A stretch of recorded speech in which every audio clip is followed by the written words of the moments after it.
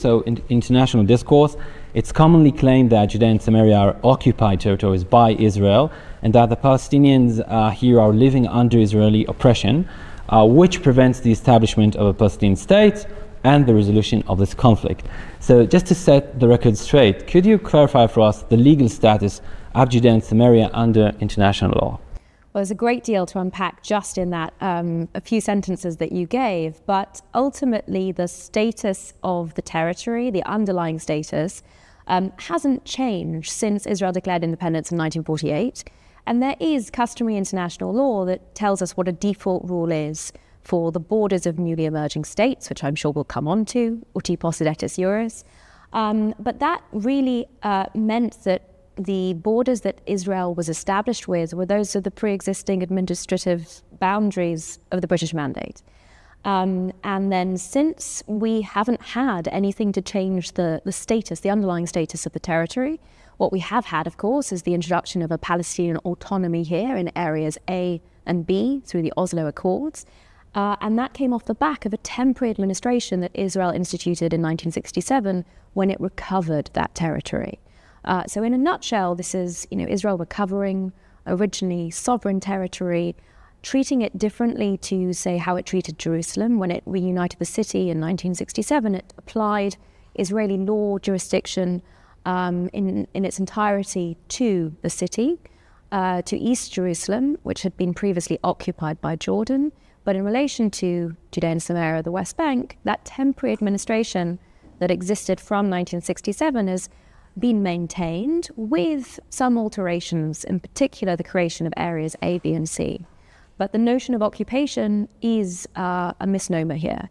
It is something that I have discussed at great lengths with politicians all over the world, and usually the response I receive is we use it as a political term. This is the diplomatic terminology that we have chosen to adopt, and it is deeply troubling to me that this is ostensibly a legal term that is being misapplied and in some ways abused in this context. In several of your talks, I've been hearing you talking about the comparison between the situation here in Judea and Samaria and the situation of the war in Crimea between Russia and Ukraine. Can you elaborate on this a little bit? Of course, it's a direct parallel in many respects because Ukraine's borders also followed uti possidetis juris, and that is why there is a general consensus that Russia has occupied Crimea from Ukraine. Because never mind the makeup of the population or the demographics, uti possidetis juris determined that Crimea would be part of Ukraine upon Ukraine's formation.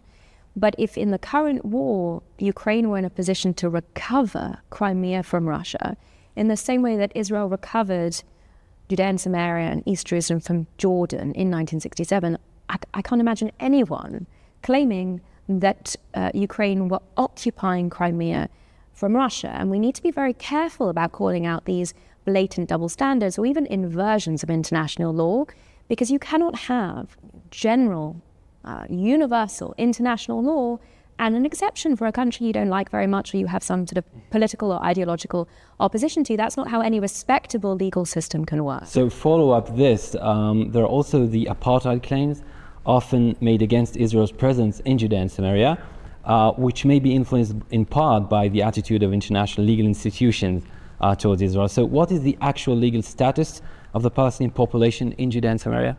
Well, they have an autonomy, they have self-governance, they are supposed to be voting for their representatives. This is not something, unfortunately, that Israel, or fortunately, depends what side of the political divide you're on, is able to influence. So it's not an occupied territory, and the principle of uti possidetis juris and all this.